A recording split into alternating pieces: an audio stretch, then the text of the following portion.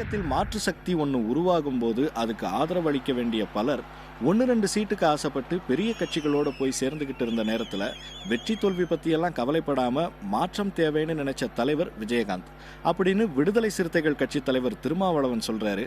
சமீபத்தில் அவர் பேசினதுல இருந்து ஒரு பகுதியை இப்ப கேட்கலாம். நாளைக்கு தேமுதிக மக்கள் நல கூட்டணி வெற்றி பெறுமையானால் கேப்டன் விஜயகாந்த் அவர்கள் தான் முதல்வர் என்கிற அந்த உடன்பாட்டோடு நாங்கள் இந்த தொகுதி உடன்பாட்டை வைத்திருக்கிறோம்.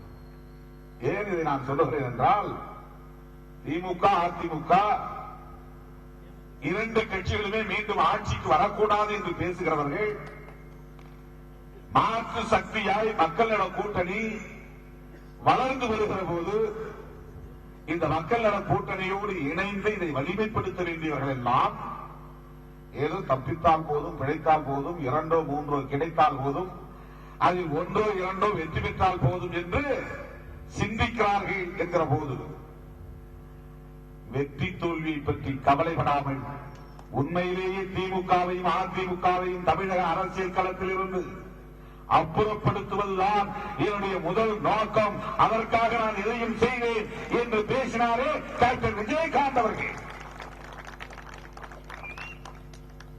இதை பாராட்டுவதற்கு ஏன் ஜனநாயக சக்திகளுக்கு மனமில்லை?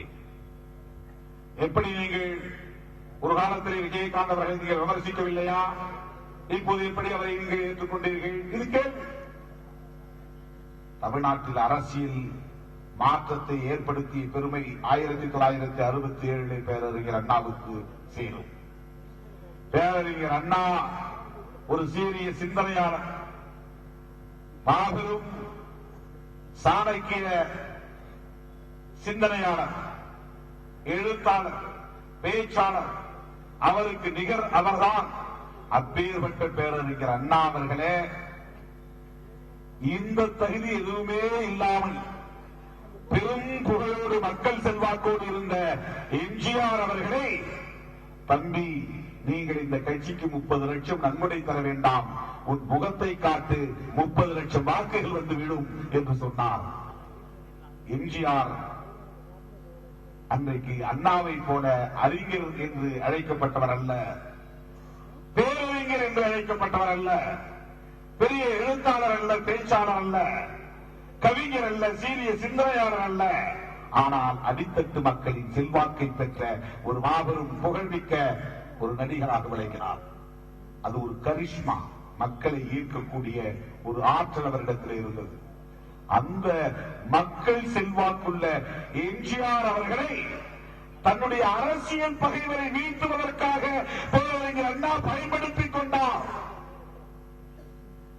இன்றைக்கு மக்கள் செல்வாக்குள்ள கட்சி தொடங்கிய 10 ஆண்டுகளில் எதிர்க்கட்சி தலைவராக அந்த வரிசையில் அமர்ந்திருக்கிற சாதாரண சாமானியமான மக்களின், தமிழக மக்களின் நம்பிக்கையை பெற்றிருக்கிற கேப்டன் விஜயகாந்த் அவர்களை திமுக அதிமுக என்கிற பெரிய சக்திகளை அப்புறப்படுத்துவதற்கான ஒரு பேர் ஆயுதமாக மக்கள் நல கூட்டணி கருதுகிறது. அவர்களை அப்புறப்படுத்துவதற்கான ஒரு ஆயுதமாக நாங்கள் பார்க்கிறோம். அவரும் ஊழலை ஒழிக்க வேண்டும் என்கிறார், மக்கள் நல கூட்டணியும் ஊழலை ஒழிக்க வேண்டும் என்கிறது. கேப்டன் விஜயகாந்த் அவர்களும் மதுவை ஒழிப்போம் என்கிறார், மக்கள் நல கூட்டணியும் மதுவை ஒழிப்போம் என்கிறோம். கேப்டன் விஜயகாந்த் அவர்களும் திமுக அதிமுக ஆகிய கட்சிகளுக்கு மாற்றாக இங்கே ஒரு புதிய ஆட்சி மாற்றம் நிகழ வேண்டும், அவர்கள் இருவரையும் ஆட்சியில் அமரவிட மாட்டோம் என்று சொல்லுகிறார். அதே கருத்தை மக்கள் நல கூட்டணி சொல்லுகிறது. இந்த 3 புள்ளிகளில் உடன்பட்டுதான் இன்றைக்கு தேமுதிகவும் மக்கள் நல கூட்டணியும் தொகுதி உடன்பாடு வைத்திருக்கிறது.